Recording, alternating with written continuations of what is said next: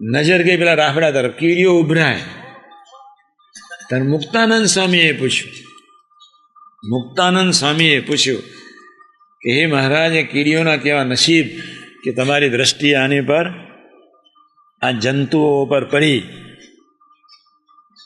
ત્યારે ભગવાન સ્વામિનારાયણને આ નજર જ કરી, ખાલી દ્રષ્ટિ જ, તે બધી જ કીડીઓ ચતુર્ભુજ સ્વરૂપ ધારણ કર્યું. કેવું? ચતુર્ભુજ સ્વરૂપ.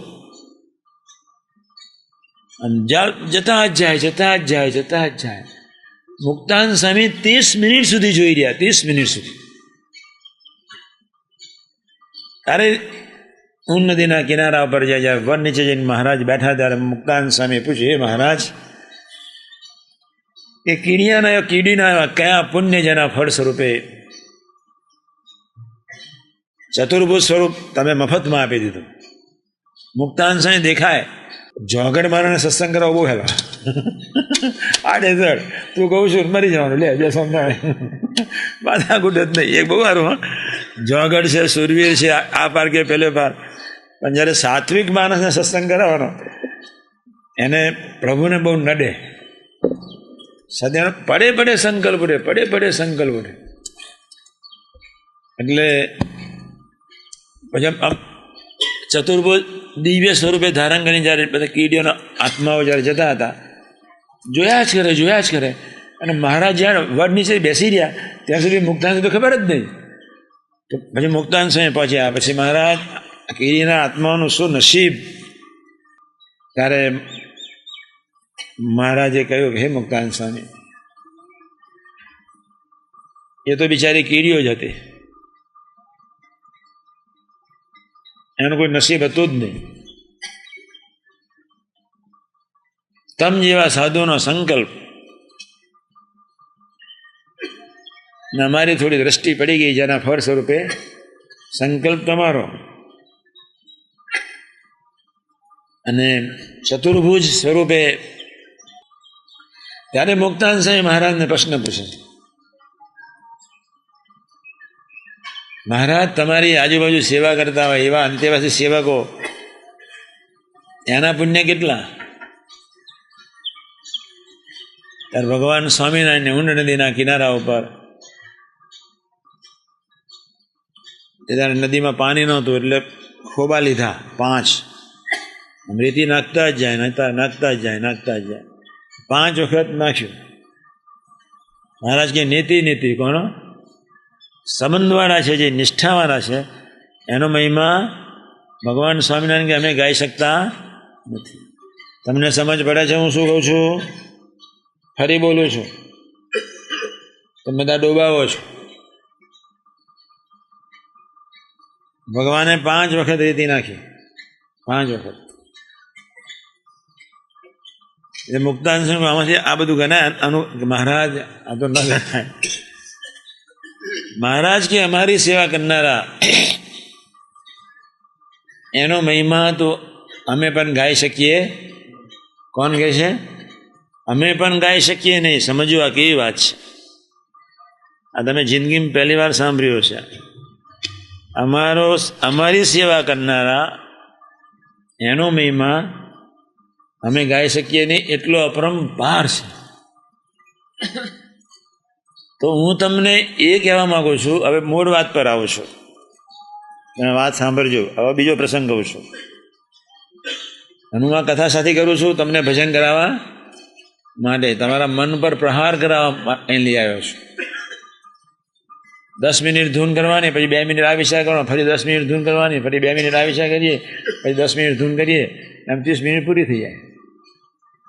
આ તો એક ચિદાકાશની ચૈતન્ય ભૂમિકા છે.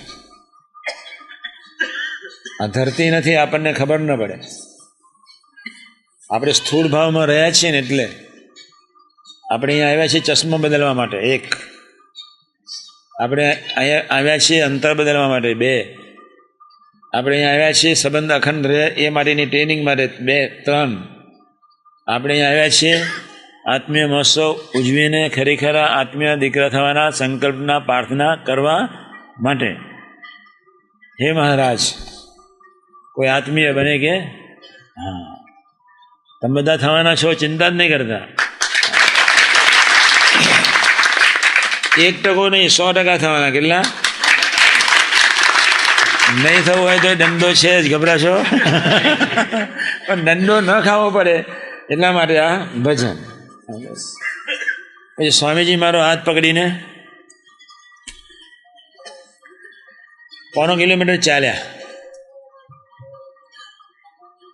પછી ઓલું રાફડાની જગ્યા આવી, સ્વામી ત્યાં દંડવત કર્યા. એટલે મને સંકલ્પ ઉઠ્યો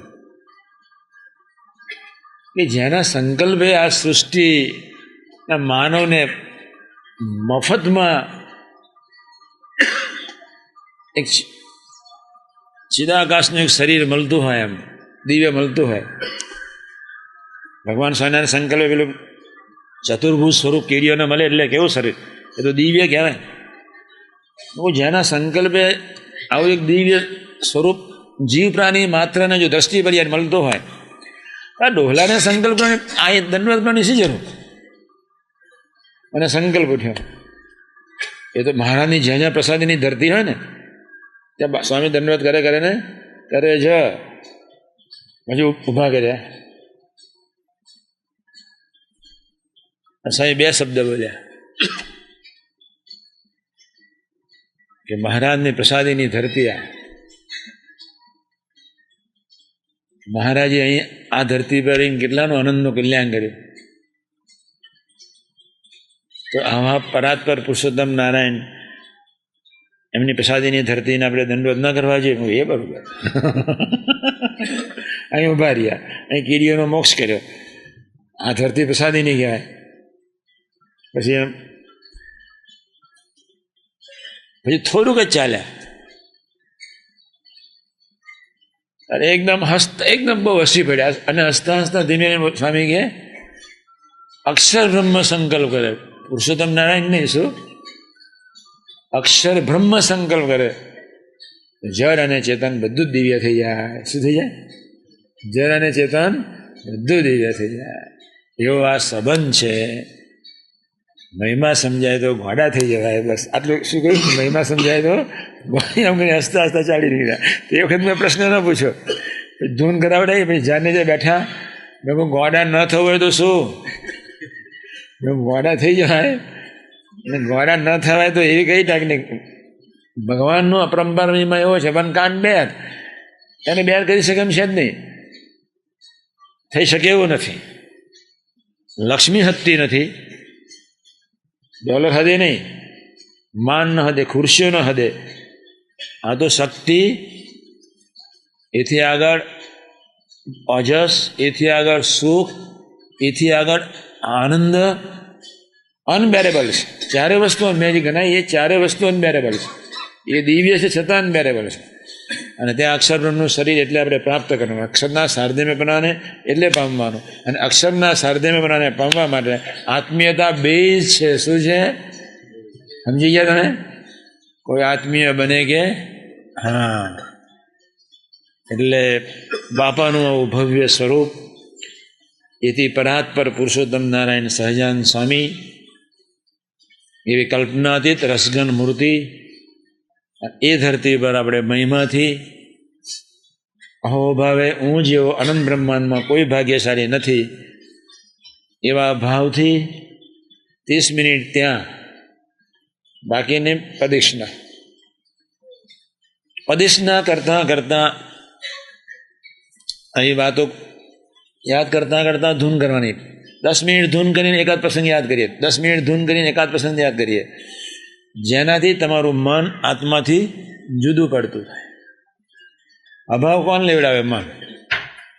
અભાવ કોણ લેવડાવે? બુદ્ધિ. આપણે પેલું પકડી રાખીએ કે આત્મીય થવું જ છે એટલે મન બુદ્ધિ જુદા થાય ને થાય. 100% થાય. આત્મીય થવું છે એવો સંકલ્પ કરીએ એટલે પછી ઓટોમેટિક વગર સાધને ઈર્ષા સ્વરૂપે, હર્ષ સ્વરૂપે, માન સ્વરૂપે નાલાયક સંસ્કારો જુદા પડે જ. આજે મહિમાની વાત કરી.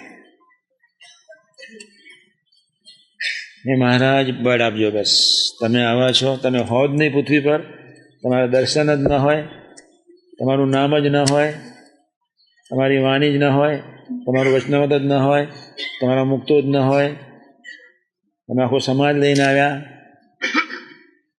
હું બહુ નસીબદાર છું એમ માનીને મહિમાપૂર્વક નામીએ સહિત નામ, સ્મૃતિએ સહિત પ્રભુના સ્મરણ,